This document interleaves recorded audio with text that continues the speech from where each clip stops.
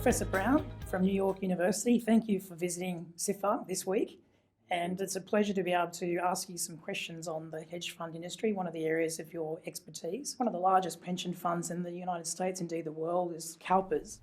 And they've recently decided to cut back their investment program in hedge funds and alternative assets.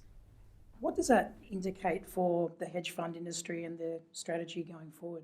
It's basically a disaster for the hedge fund industry. CalPERS, back in 2000, its decision to go into hedge funds led to an exponential increase in assets under management in hedge funds in the United States because it provided the green light to institutional investors in the United States. Their decision to get out of hedge funds similarly is the red light that's going to cause a major diminution in assets, certainly in the United States, that's for sure. And the reasoning is, over the last 5 years, markets outperformed hedge funds by a factor of 2 to 1, sort of the S&P 500 by that.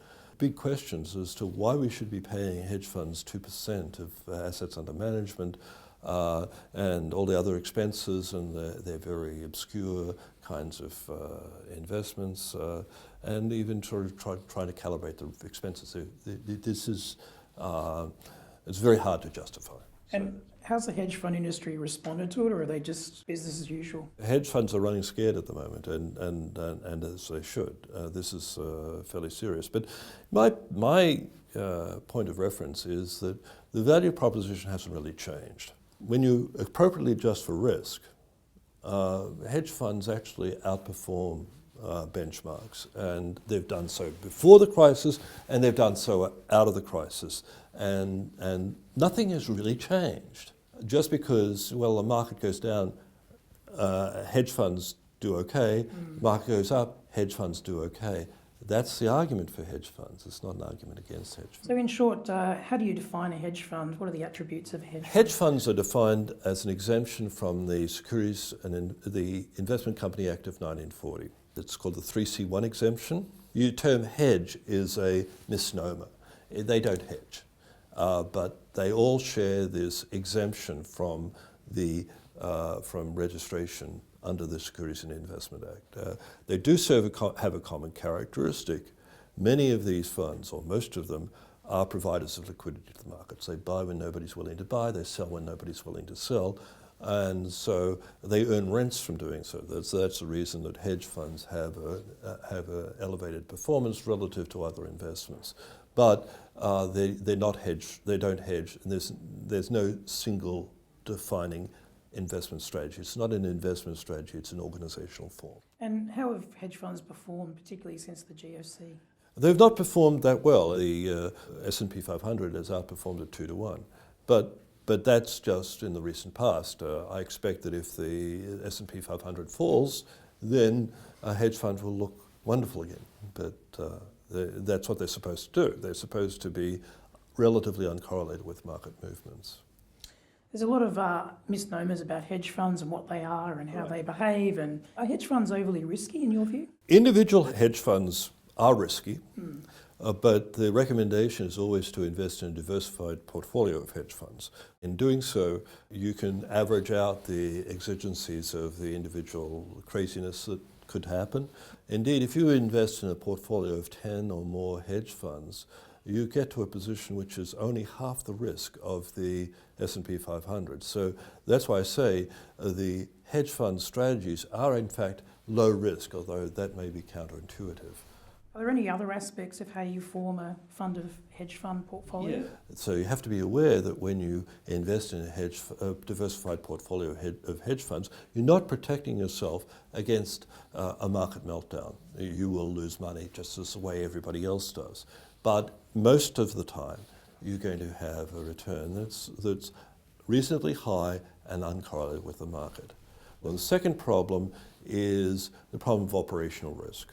Because these hedge funds are reasonably obscure, they're not required to report to regulators.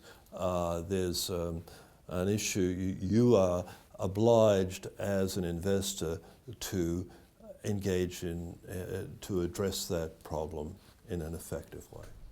I've always been fascinated why hedge funds are different investment vehicles to, say, the more traditional long-only type of investment arrangements. Why does there seem to be a degree of secrecy, and how does that relate to operational risk?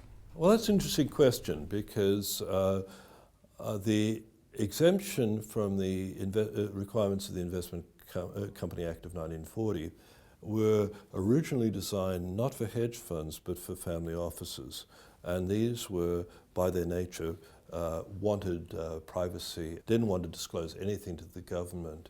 And many hedge funds thought that the lack of disclosure was part of their business model and actively denied investors the ability to do any kind of research into their fund activities. This is a misunderstanding.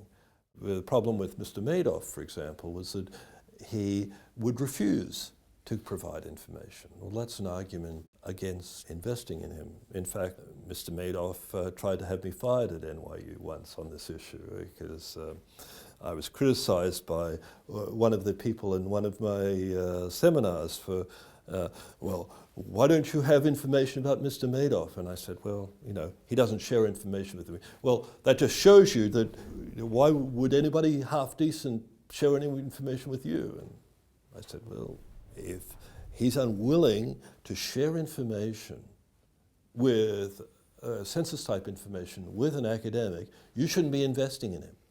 2 weeks later, I get a call from my dean. I've got this clown on the line. This clown is telling me things like, Brown is a dangerous man, he must be stopped. That was Mr. Madoff.